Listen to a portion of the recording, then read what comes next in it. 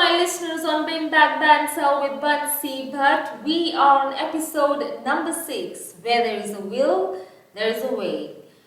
Well, for many of us, the pandemic has definitely not been one of the nicest things to have happened in our lives.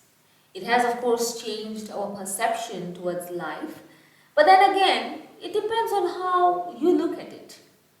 Well, I was working for a very well-known travel company here in Mombasa, and I must say that I thoroughly enjoyed my job. I used to look forward to being in the office every morning. I had also planned to open up a nice and a cozy cafeteria in Mombasa overlooking the ocean. Like I felt that things were most definitely finally falling in place for me. And when you kind of have this sense of satisfaction, if you know what I mean. Ha! Shock on me. Little did I know the pandemic had its own plans, not only for me but for all of us. And since the tourism industry was the most affected one, I ended up losing my job. And there goes my cafeteria as well. Because overnight there were strict protocols that were rolled out, which we all had to and still have to follow to control the spread of the COVID-19 virus. Well, initially I had no clue on what I would do sitting at home. So I ended up trying new things in the kitchen. Some were successful and majority of them, of course, backfired. And I remember posting photos of this on social media of the successful experiments only. But I was okay with the failed experiments. I mean, you would not know up until you do not try it, right? And soon I realized that I have been missing this time. I mean, I was so busy with my routine, early morning walks, get home, get ready, breakfast, zoom to work, get home in the evenings, prepare dinner, clear up, and hashtag repeat mode. So I thought to myself that this is the time the universe has gifted me to be able to find myself and work on what makes me happy. Having been a radio presenter for over 11 years, I did miss being on the mic a lot. I remember telling you guys even earlier that I could actually use a TV remote, a deo bottle, even a comb, a hairbrush as a mic and just talk on it looking at myself in the mirror. And that is when the whole idea of Bring Back Banter came to my mind. This was the closest thing that I could get to a real mic, being in Mombasa, and of course having limited resources. I had an idea of what I would want to feature on my podcast, of course, and I was keen on having topics of discussions where we can inspire and motivate at least one individual, if not more, that would be listening to my episodes. I was keen on, having discussions that are connected to our daily lives, be it at work or at home, within our social circles and so on, to be able to see the story from the opposite side of the perspective. And I realized that yes, this is where my happiness lies. Well, Brahma Kumari's Shivani has some beautiful and of course enlightening words and thoughts on happiness which I would love to share with you. She says that happiness is a state of being created while working towards the goal, not a feeling to be experienced after achieving the goal. Happiness is not based on achievement. It is not at the destination, it is on the journey. Before you take the responsibility of those around you, you need to take responsibility of your own thinking and feelings. When you are happy and take care of others, then they will be happy. Happiness is it's a stable state of mind irrespective of situations, and hence happiness is our strength. It's as simple as that. Happiness is our strength. Now this pandemic has made me realize that lost time is never found again. You can certainly not make up for the lost time, but you can do better in the future. I mean, we will always complain about lack of time and how 24 hours in a day are not enough for us. But have you ever asked yourself what your priorities in life are? The problem may be lack of direction, lack of planning, and not lack of time. It's worth a thought, I guess. Well, Barry Warner says the essence of self-discipline is to do important things rather than urgent things. It is about importance, not about urgency. We always tend to understand the values of time once we have lost it. We all have dreams and we think that we have all the time in the world to work on our dreams. And later we realize that if we could have worked on them earlier, it would have been better. Do you agree with me on this or not? Well, I'm pretty sure we all have been through similar scenarios at one point in our lives. In short, time is definitely the most powerful resource that we have, and we need to make the most of it now. Well, when the pandemic did hit us, many of us had only one thing that kept them going, and that was hope. You would be surprised to know how far you can go from the point that you thought was the end if you believe in hope. A beautiful thought that Helen Keller has shared. She says that optimism is the faith that leads to achievement. Nothing can be done without hope and confidence. It may take time to reach your destination, but do not forget to enjoy the journey of life. Appreciate what you already have. That many people do not have things that you have, and at one point, these are the things that you had hoped for. And I'm sure that we all have come across a similar thought process like, my life is full of problems. When I resolve one thing, I find myself in another difficulty. Oh God, why is it always me? This is how we keep saying about obstacles in life. Not until and unless things go your way, you will always see situations as problems and trouble. It's something I think worth a thought, I guess. Well, Theodore Rubin says, whenever life offers you any difficulties or problems, remind yourself of a formula. Problem is equal to form of challenge, which is equal to opportunity to grow. Problem is equal to a form of challenge, which is equal to an opportunity to grow. And when you see an opportunity to grow, you will be able to dream and have goals in life with a much clearer vision. Initially, you may fear starting something because you do not know much about the required skills. And it is very okay and normal to feel that way. Nobody is perfect, and perfection is a lifelong process. You may learn faster once the journey of your dreams start. And the important aspect here is that you have a self-realization on your dreams, on your goals. You at least know that the kind of light to expect at the end of the tunnel, which will keep you motivated to work towards it.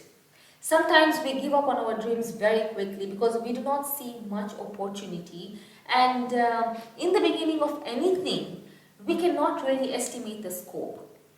And this is where we need an inspiration. We need motivation to keep us going, to keep us moving forward.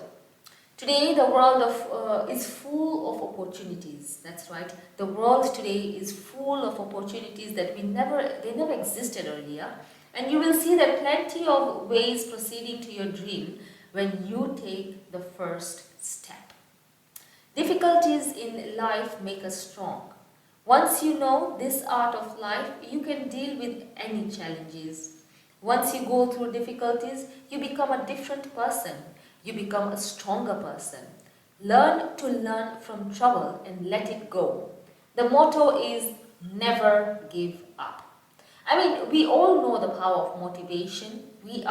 And when we are motivated, we experience such a powerful self that no dream is too big for us. I'm sure you all would agree with me on this. And I absolutely love this saying by Jim Ryan. He says, motivation is what gets you started, and habit is what keeps you going. How beautiful is this thought? Motivation is what gets you started, and habit is what keeps you going. In short, a touch of motivation will give you the urge to work on your dreams. Do not wait too long to start, because if we wait too long, our positive thoughts will disappear eventually and negativity takes place in our minds. And that is when we start giving excuses as to why we are unable to perform. A very beautiful and inspirational saying by Buddha that I came across is that we are what we think. All that we are arises with our thoughts. With our thoughts, we make the world. This is when I say again, our mind is a very powerful tool. Well, I'm sure you all must have heard the very famous saying, where there is a will, there is a way. Correct me if I'm wrong to say that every one of us wants to fulfill their dreams in life. But most of us think that we have to do something extraordinary to achieve them. Then it comes to making those excuses like, I do not have enough time right now, or I do not have enough skills yet. In these excuses, they even neglect little that they can do at the present time. And Victor Hugo says, people do not lack strength, they lack will. A very powerful statement indeed. People do not lack strength, they lack will. The bottom line is, you do not see 5 reasons why it should not work. Believe in the one reason as to why it should work. Having a strong mindset and being passionate towards your dream, towards your goal in life will only make your journey memorable. I mean, think about it. This may be a story that you can tell your grandchildren and inspire them.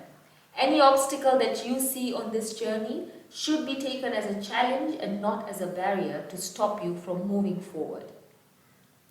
We as humans can choose our thoughts and the quality of life that we want to lead. And once you become aware of the facts that you can take control of your mind, you can control your life.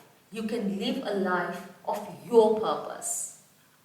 Well, most of us spend their today just to make today's living, while some sacrifice their today to secure their future.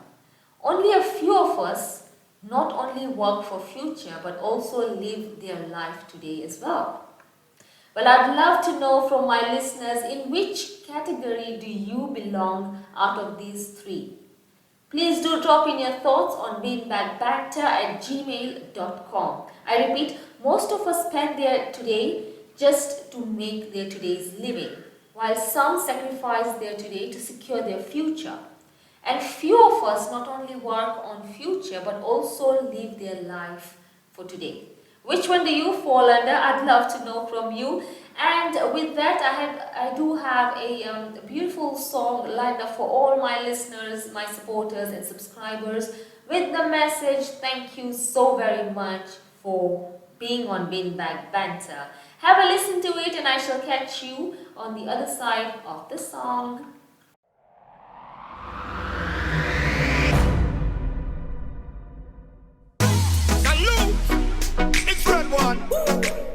It's Mr. Lover, yeah. Na na na na, ooh na na na. Enrique and baby Serena. Why wake to 6 a.m. Time to work. Let me make you come again. Do it, yeah. Keep it hush, don't tell no one. Undercover, Mr. Lover, yeah. Got enough to turn you on. So, baby, just keep it a little secret. What they don't know won't do them no harm. We can do mouth to mouth with no speaking. We can see eye to eye in the dark. Oh, don't you need somebody? Baby, I wanna know to keep you up all night. Baby, I'm at your door. Don't you need somebody? When I knock and help your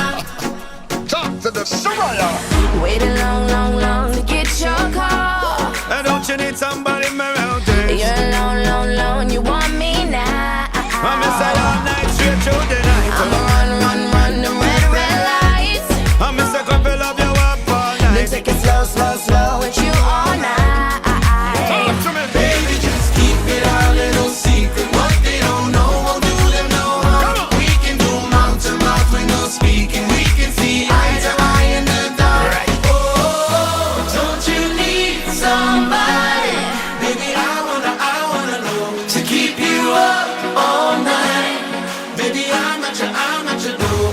Don't you need somebody? When I knock, when I open up your love, yeah, let me in. Come on. Oh, don't you need somebody? Baby, I wanna know to keep you up all night. Baby, I'm at your door. Don't you need somebody? When I knock, when I open up your love, yeah, let me in. Let me sell love, I love you straight through the night. Tell me you the grip, you so make me squeeze you tight. Cause I promise if you let me go, I'ma do you right. If you let me in, I won't let you out my sight. You're sweeter than a honeycomb. Girl, I wanna be the man to take you home. I will listen, tell me anything you like. Hope you keep your body running till the daylight. Don't you need somebody? Baby, I wanna know to keep you up all night. Baby, I'm at your door. Don't you need somebody? When I knock, when I open up your love, yeah, let me in. Oh, don't you need somebody? Baby, I wanna know to keep you up all night. Baby, I'm at your door. Don't you need somebody? When I knock, when I open up your love, yeah, let me in. Yeah, sure. What a beautiful track that was. Hoping you all did enjoy every second of it just as much as I did. And with that, back to our topic today, where there is a will, there is a way, where we are discussing how to get inspired, how to inspire people around you, and how can we continue practicing it. You guys, I have, should I say that I've realized that acceptance in life is a very important inner act. I mean, the sooner we learn how to accept the present, the quicker we are able to work on solutions and solving matters. The longer we mourn about problems and are in denial of acceptance, the slower we get with problem solving. How many of us or how many of you have come across such scenarios in life? The longer we mourn about problems and are in denial of acceptance, the slower we get into problem solving. Share your thoughts with me. Once again, beanbagbanter@gmail.com is my email address. In my previous episode, I remember mentioning that there is nothing permanent except change. We experience change throughout our lives. But we do not always accept it because it puts us in the uncomfortable zone where we tend to take long to come out of from. Well, most of us simply do not accept these life changes and tend to avoid it. It makes the situation worse. While some of us see every change as an opportunity and make the most of it, if you recall your past, you will find that you learned most when things change around us. The very well-known John F. Kennedy once said that change is the law of life, and those who look only to the past or present are certain to miss the future. What a beautiful thought that is indeed. In other words, move with time. Let me ask you all, how many of you do follow, practice and believe in the law of attraction?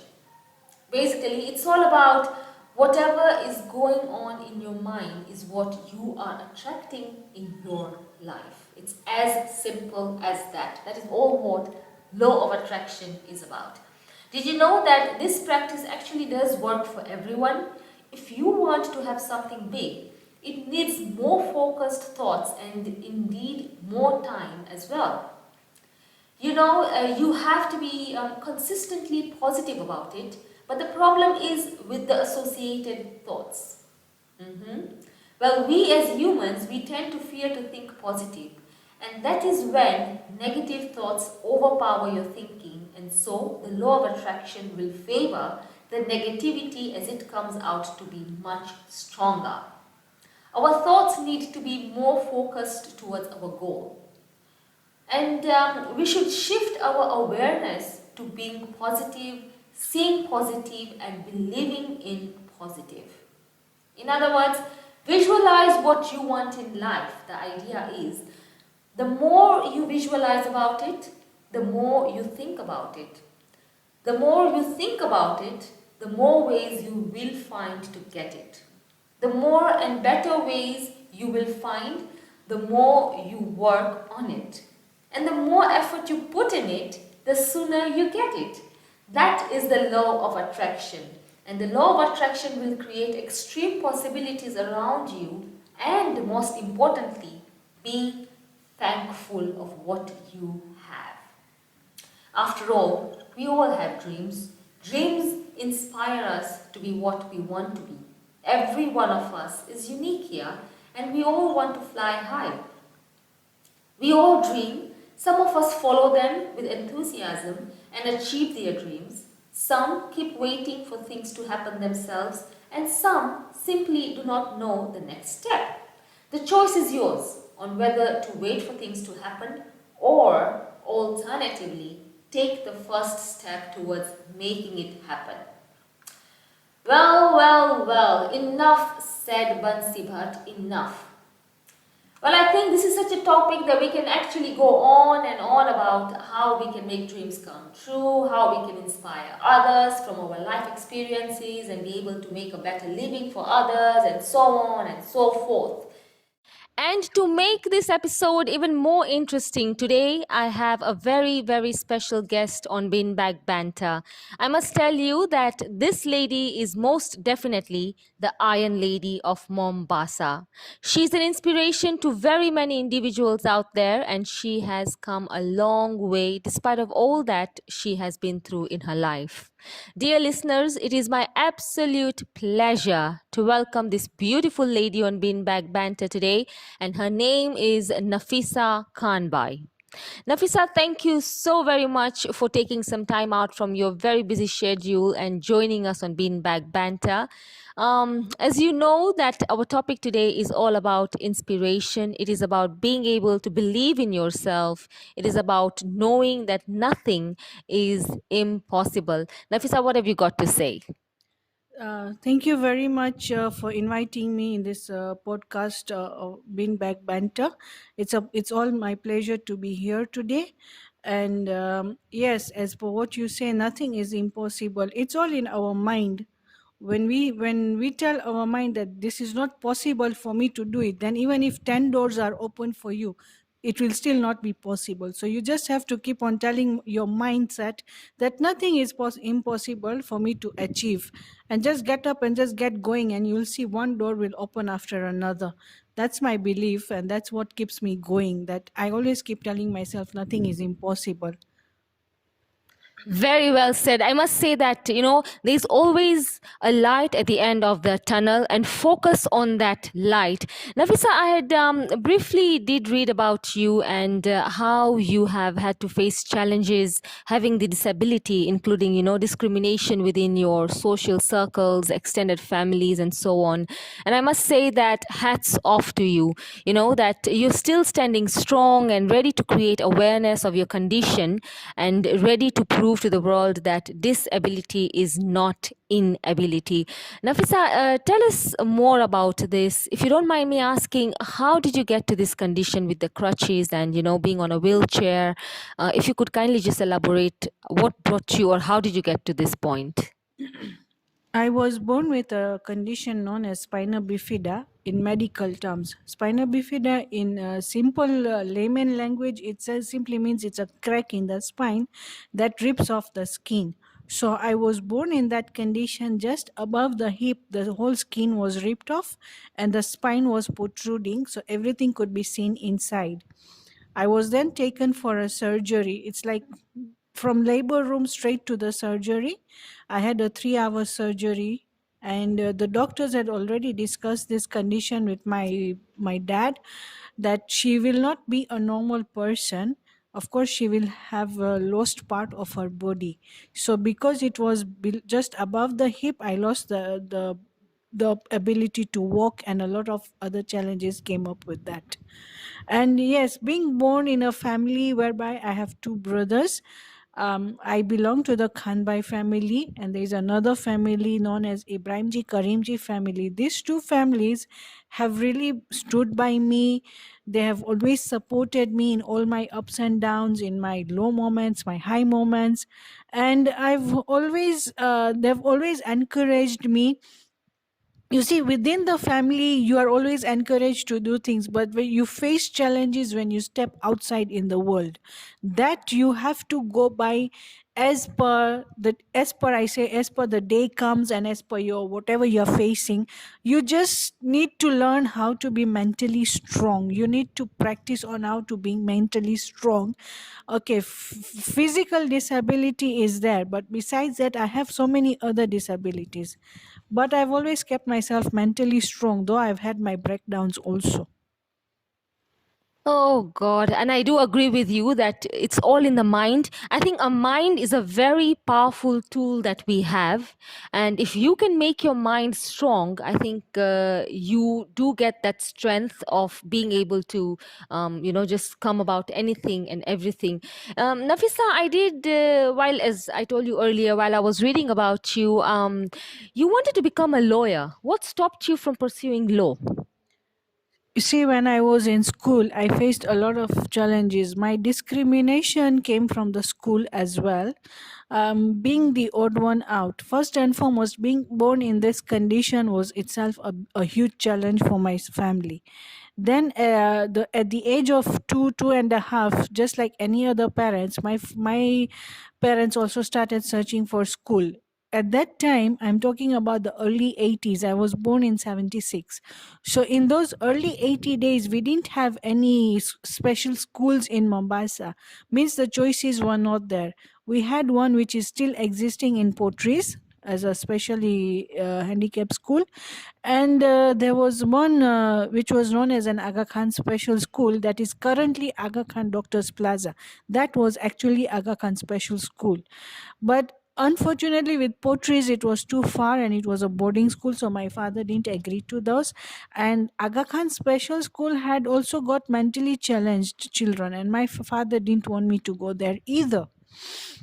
But how did I, you see, there is always, we say there is always a blessing in a disguise. So for me, the blessing in disguise came when I missed out on these two schools.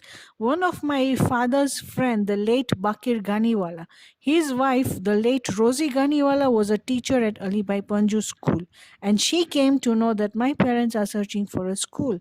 So she talked to the board members of the school and they accepted me. Alibai Panju school is an school established by the Ishnashri community, which today is known as Jeffrey Academy. That is the JIPS. That used to be my school once upon a time.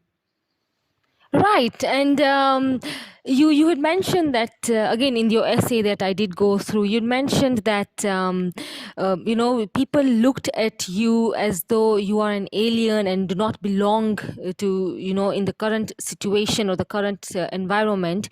Even in school, you faced a lot of difficulties to be able to fit into the system. Please elaborate on this. What kind of obstacles did you face during your school days? Now, going back to your question as to why I couldn't become a lawyer. I finished my KCPE, that is Standard 8. That was in just one school from my nursery to my primary, and it was enough for me to face a lot of discriminations. When you are the odd one out in school, when you are wearing crutches, when you are wearing, then at the age of 6 years, when I was in standard 1, I got my periods. Then at the age of 9 years, my kidneys failed, so I started wearing urinal bag. Up to now I still wear a urinal bag, but up to the age of 9 years I was wearing nappies because of my condition. There was no control of urine, there was no control of passing stool. All this wasn't there. I had to go, as I said, I had to undergo a surgery from labor to straight to the operation theater. My lower part failed. So I'm not like, for me, it wasn't like a normal person who would feel like, okay, now it's time for me to go and urinate or to go and pass out stool. So it wasn't the case for me. I was always in nappies. 10 o'clock, my mother would come to the school and change my nappies to keep me clean.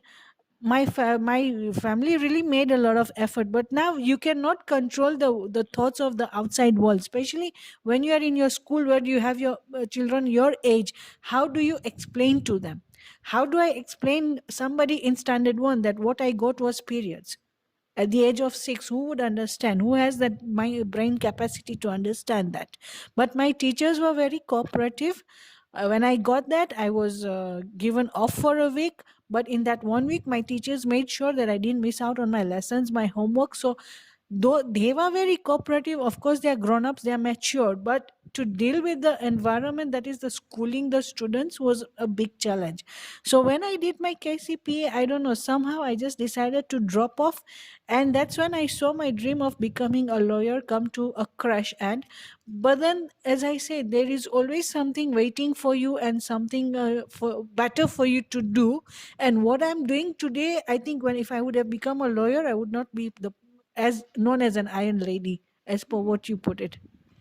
Very well said. I think, just having heard what you've just said, as parents, it's very important for you to, just to create that awareness within your families. Your children must know that if these conditions do come across in your school, if you do come across these kind of conditions in your school, or, within your friend circles, it is something that you need to learn how to accept, and you should be able to welcome such friends and children in your social circle. Make them feel normal. It is nothing wrong in that. I think parents must create this awareness within their children. Even in today's day and age, I think this kind of situations still exist, and we should try our level best to welcome such individuals and make them feel normal, that there's nothing wrong with them.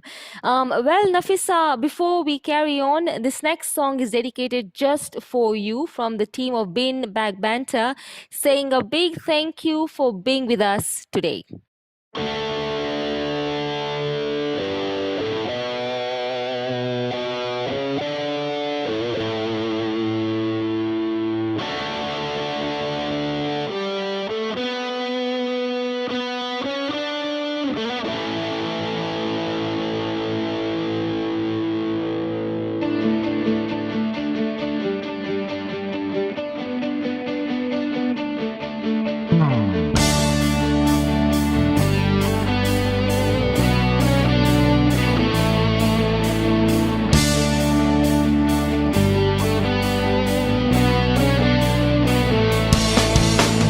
आसमां है नीला क्यों, पानी गीला गीला क्यों, गोल क्यों है जमीन, सिल्क में है नरमी क्यों, आग में है गर्मी क्यों, दो और दो पाँच क्यों नहीं, पेड़ हो गए कम क्यों, तीन है ये मौसम क्यों, चांद दो क्यों नहीं, दुनिया में है जंग क्यों, बहता लाल रंग क्यों, सरहदें है क्यों हर कहीं, सोचा है, ये तुमने क्या कभी सोचा है, कि है ये क्या सभी सोचा है, सोचा नहीं तो सोचो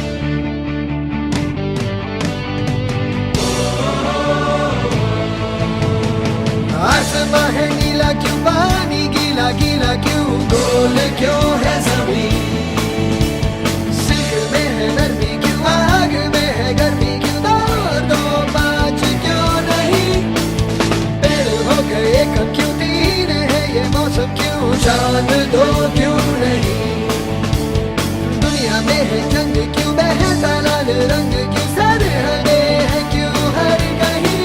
सोचा है ये तुमने क्या कभी सोचा है, क्या है ये क्या सभी सोचा है, सोचा नहीं तो सोचो अभी। सोचा है ये तुमने क्या कभी सोचा है, क्या है ये क्या सभी सोचा है, सोचा नहीं तो सोचो अभी।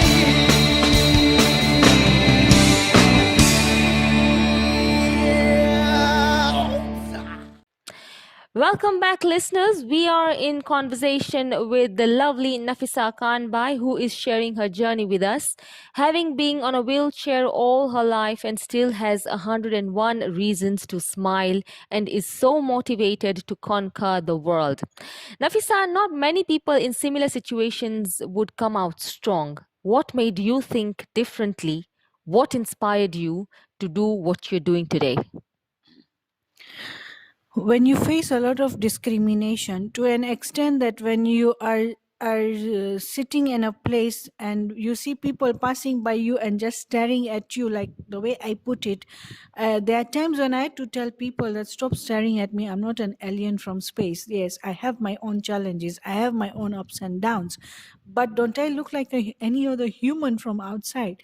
So having faced all those discriminations, and then coming to a point whereby you feel that, even having relationships like any other person would want to have in your age, at that age and time, you still are discriminated. You can't even have friends. You are not even like, I had very limited number of friends during my childhood. Very few could accept me the way I am, but I didn't want to put a barrier there. I didn't want to stop there. I wanted everybody to look at me and accept me the way I am. So I had to start thinking differently, because if you're not going to think differently about yourself, you don't expect people to start thinking differently. I had to stop feeling sorry for myself and feeling pity on myself. In fact, that's a put off for me. When I see people feeling sorry for me or feeling pity on me, it puts me off immediately. And I'm such a vocal person and outspoken person. I don't think twice. I just tell that person, kindly stop feeling sorry for me, because I don't feel sorry for myself. And I had to develop this kind of attitude whereby some people must be thinking and saying, oh, how rude is she, but then, yeah, I have to live in this world. I have to survive in this world where people did not leave me with much choices but to take a stand for myself and speak for myself.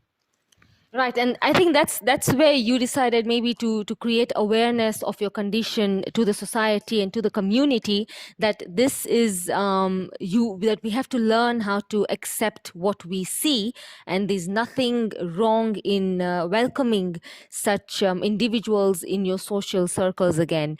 And again, Nafisa, while I was reading about you, I came across this word called Dear Diary Kenya. What is Dear Diary Kenya all about, and how did it start?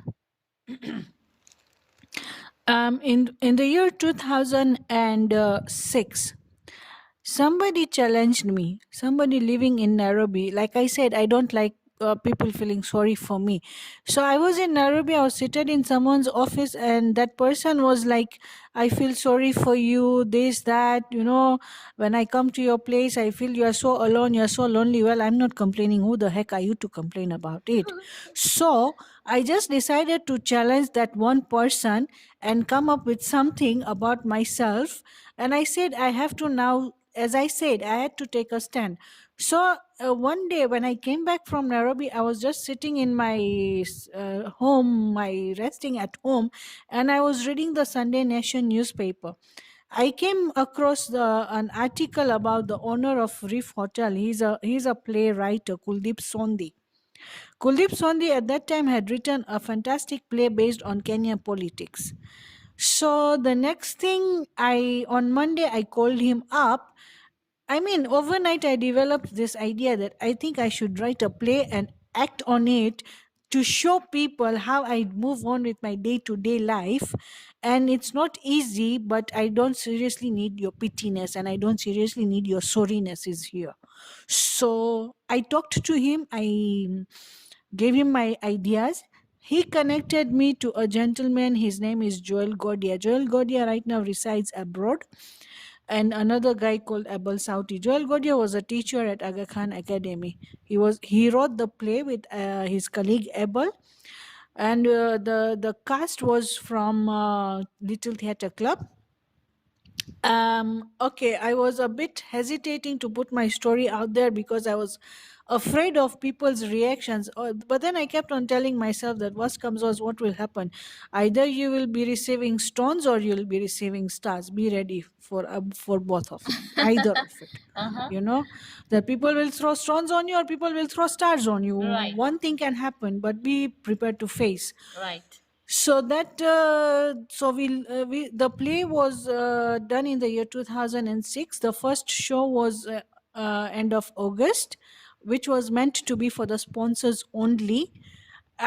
We had about 50, 60 people because we had specifically invited the sponsors, being the first show, although Little Theatre had a sitting capacity of 200 people. When I went on the stage at the end, I didn't act. I asked another lady to perform and to act exactly the way I walk and sit and stand and blah, blah, blah. So that she even feels that this is not an easy task, it's really tough. She did a fantastic job. She justified my act. And when I went on stage at the end of that first show, I was, for the first time in my life, given a standing ovation. And I said, "You did it." I just said to myself, "Congratulations, you did it." All the 50 to 60 people were standing up. Then the next day, I had a full house. And the third day, I had a full house. In the year 2007, there was a conference held in Nairobi. That conference was specifically held to discuss about the Disability Act, which today Kenya government has asked people to implement on it. We were the ones to have established that. I was one of them. And in that, I met a celebrity known as Henry Wanyoke. He is a gold medalist and he's visually impaired. I met so many disabled people, and I said, if this guy being blind can become a Olympic gold medal and do fantastic things, then okay, my eyesight is perfect. So what can I not achieve in this life, in this world? I never looked back because that was already a stepping stone for me. Being sitting with celebrities and discussing that act, that disability act that today Kenya government is implementing, asking people to, that itself was a stepping stone for me. This was in 2007. 2008, I did 3 more shows. And then in 2008, I was, no, 2008 I did in Mombasa. 2009, Association for the Physically Disabled of Kenya was celebrating 50 years. And they sponsored the entire play. I went and with the whole team and did 2 shows in Nairobi. I was sitting next to the Vice President of Kenya. And that was my other achievement. Oh my God, oh my God, you have come a long way, Nafisa. I can understand your thought process behind this whole play thing, and how you wanted to act out, you wanted everyone to act out the way they are so that people would understand that what you go through on a daily basis. I think this definitely was a great one of the biggest stepping stone for you in your life. I understand that this is now, the Dear Diary Kenya is now a charity organization. What activities takes place in this organization? When that play was being written, it was given the name Dear Diary. So when when I came back in 2009 from Nairobi, after having done that play, somebody came up and sponsored a whole website was created for me. And then another person I met, his name is Noli Wilson. Noli Wilson proposed to me that why don't you start an organization? Enough of plays, people have understood your story. Now do something extraordinary so you get that respect and people look at you with your, because of your achievements and all that. Just start off. So I didn't so I said, okay, let's go ahead. He started he wrote the what do you call the disability, the when you start an organization, you need the rules, regulations, everything. You need to put that forward in the county. You need to be registered. All that was supported by Dr. Sur and his wife. They stood by me at that time. We did that. We got that done. And then we launched Dear Diary. That Dear Diary was launched at Pride Inn, which is in town right now, the town branch. We launched it in the conference room, and and yeah, all those people invited turned up. It was again full house. So I never looked back. Our first activity was, we did, of course, we needed to start with a fundraiser because we needed to open a bank account and all the procedures needed to be done to establish the organization. So in the first go only, we had a very good membership of about 7. We were 7. Then we eventually grew up. We had corporate members like Bob Mill Industries and all these people. Then we approached Nakumat at that time. Nakumat had 3 branches, one at Nyali, Cinemax, and one at Likoni. So we approached them. Then we did a fundraiser. We did a chain of coins, as in we just were sitting outside Juakali type, or with plastic table chairs with our pamphlets, and we just told people to put whatever they wanted to put. So that was our starting point. After that, we started receiving requests. In fact, there and there only, people came to know about the organization. We had made roll up banners, was sponsored for us. And when people came to know, the first thing we were approached was for wheelchairs and this and that. Then we were supported by Rotary, Lions Club. Up to now, Lions clubs in Mombasa still support us. One of us, our very strong supporter, is Tony De Silva. There are so many other people. There is Rotary that is always at a standby. So we have quality people who support us, and that was our starting point. This was in 2011. 2013, we had already established a cyber cafe whereby we had employed disabled people to work for us, no normal people. My life doesn't rotate around normalcy anymore. Oh my God. So basically, you want that the cyber cafe only had disabled people working for you. Is that cafe still in existence, or what is it about? I had to close down that cafe when my father passed away in 2015, because for me to commute from town to Nyali was a bit of a tedious task. So I had to close it, and those disabled people were not able to cope up. But for as long as it was there, it was amazing. Then we did fantastic activities. One activity we did was at Likoni School for the Blind. We gave them cans, we gave them jackets where we had written a message so that when they are walking on the streets, they can be recognized. People don't just knock them, because our driving here is amazing also. So we did activities, we did outstanding activities. We had a variety program at Patal ground. Those were our heydays, I would say, where we really were up and about doing things. And then we would have our magazines going around. We had made our stickers. We had a cyber cafe where we were doing a lot of other things. There was a continuous income generating also for the disabled people.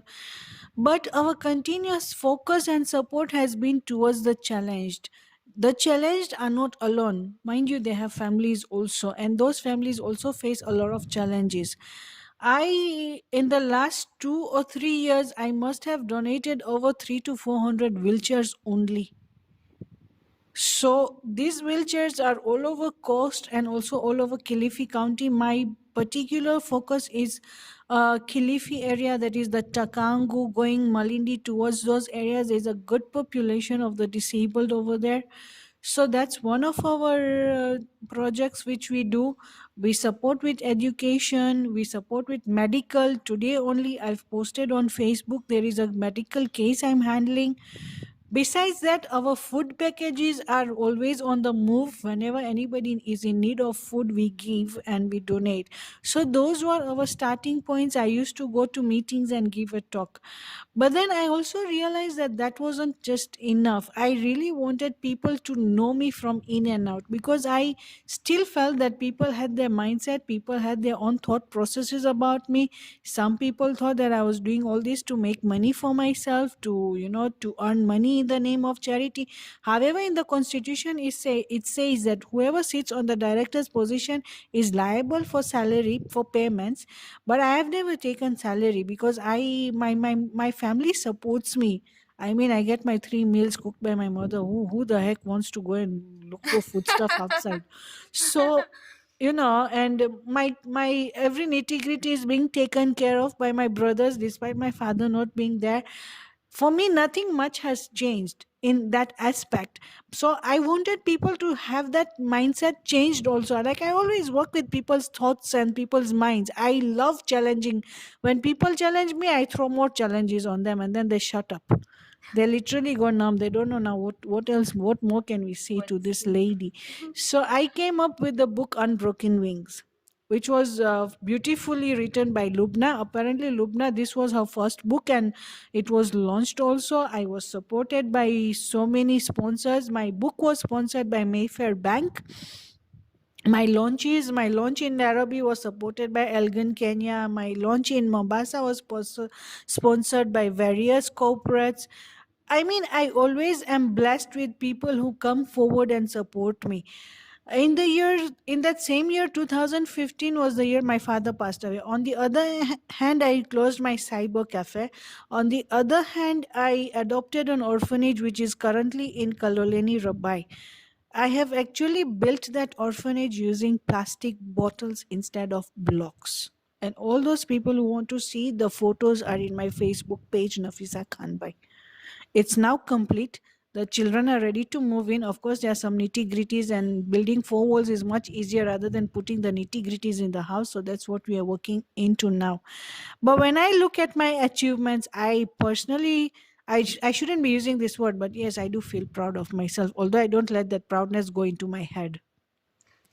Very well said, Nafisa. Very well said. So this Unbroken Wings, I'm sure it's a book that is a must read for everyone. If my listeners are interested in getting this book, how can they get their hands on it? I don't unfortunately have an online copy.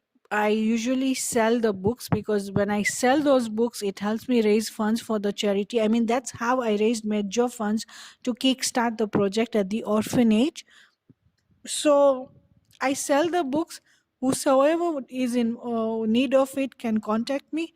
If you're in Nairobi, I will connect to you to Writers Guild. They will deliver the books to you. Otherwise, if you're in Mombasa or anywhere else in Kenya, then of course we deliver. So the delivery charges also apply. But yes, I sell my books and they are with me. So whosoever wants, they can reach out to me. Great. And also, if any of our listeners would like to help you in your charity organization, or help you with any activity that you are taking charge on, how can they be of help, or how could they assist in terms of monetary value, or in terms of being there physically and doing things for you? How Anything that you would want to say on that note? Like I said, I don't really focus on particular areas. I mainly, okay, my main focus is the disabled people, but I've built an orphanage, so orphans are not disabled. So I am 24/7. I would say I'm on the move. For me, there's nothing like Sunday, there's nothing like public holiday. If somebody invites me for a day out, for me it turns out to be a blessing, because then it means coming out of my house. Otherwise, when I'm at home, my office is my bedroom. So that's the worst part. I can be even staying awake the whole night and working, and nobody would know. So I work around the clock, and I enjoy what I'm doing, though sometimes it drains out. Yes, I would love people to join me. I would love to have volunteers because I have a lot in my hands right now. As I said, there's still nitty gritties at the orphanage. As I said, I mainly focus in the Kilifi areas where there is a need to establish an orthopedic center, a physio center. They need education. Most of the disabled children are sitting at home. So I have so much in my diary noted that at times I ask myself that I hope I am able to achieve this before God decides to take me. Good Lord, and we do pray and hope, Nafisa, that everything that you've planned for, everything that you do have on your diary, you're able to fulfill. And I'm sure that our listeners will be more than happy to help you in any which way possible. Nafisa, finally, okay, before I get to this final message, how did this name Iron Lady come about? I have not given that name to myself. I don't know how this name has come up, but yeah, people are seeing me on the move. People are seeing me doing things despite my challenges, and I guess this name was given to me by people those who have read my books because it actually talks about my journey from my birth to where I was 3-4 years back. But yeah, Unbroken Wings is not the end of it. I'm still looking for a very good another very good author who would, in fact, I would really appreciate for all those people who are listening to this, if you are an author and if you would voluntarily want to write a book, please get in touch with me ASAP. I want to do a part 2 of Unbroken Wings.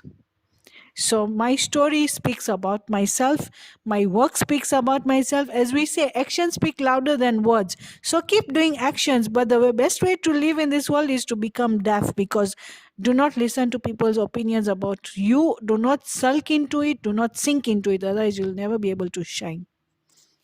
Very well said, Nafisa. That was a beautiful statement. And finally, Nafisa, any message that you would like to say to our listeners, to the young generation out there who are constantly complaining more and appreciating less? Any words of encouragement, motivation, anything at all before we say a goodbye? I would say that today's generation is kind of spoilt generation, because there is an availability of boda bodas, tuk tuks. There is a driver at the doorstep. So even to walk a distance for them, it's like they complain, now I have to walk from here to there. In my days, in our days, we didn't have those.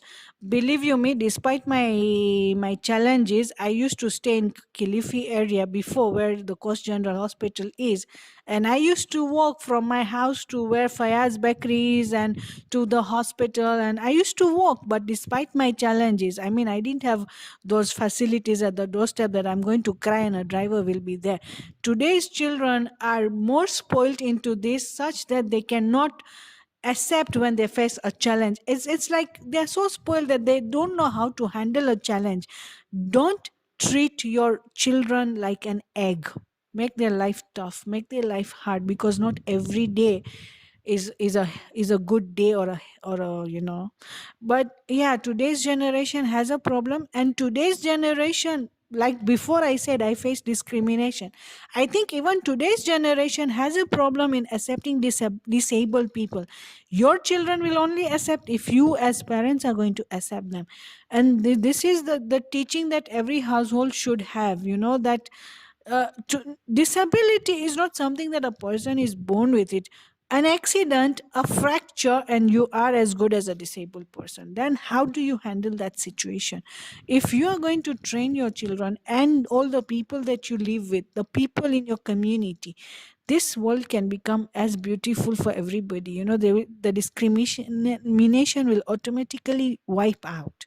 Nobody will be discriminated.